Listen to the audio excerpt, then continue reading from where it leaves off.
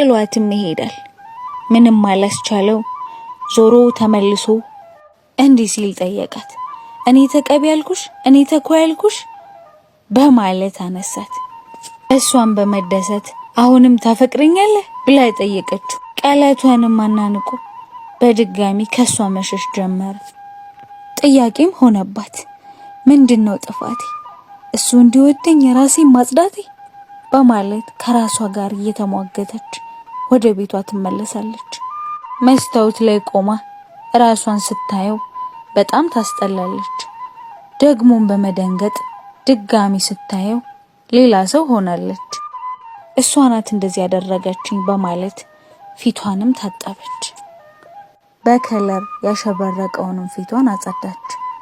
በጣም በመናደድ ልብሷንም ቀይራ ያለምንም ሜካፕ እንዲቆንጆ ሆና ወደ ደበበች ትሄዳለች። ማክቤልም ተክዞ ለእህቱ እስኪ ስላለሚቱ አንዳንድ ነገር ንገሪኝ በማለት ጠየቃት። እህቱም ስለሷ ስንቱን አውርቼ ዘልቀዋለሁ በማለት መለሰችለት። እሱ እንዴት ሲል ጠየቃት። አንተ እንደሄድክ አግብታ ፈታለች አለችው። በጣም በመናደድ ማንነው አግብታ የፈታችው በማለት የሽንፈተኝነት ስሜት ተሰማ። እህቱም ተረጋጋ ወንድሜ አለችው። እሱም ልቀቂኝ በማለት ወደ አለሚቱ ይሄዳል። እህቱም እሰይ ገደላት በማለት ትደሰታለች።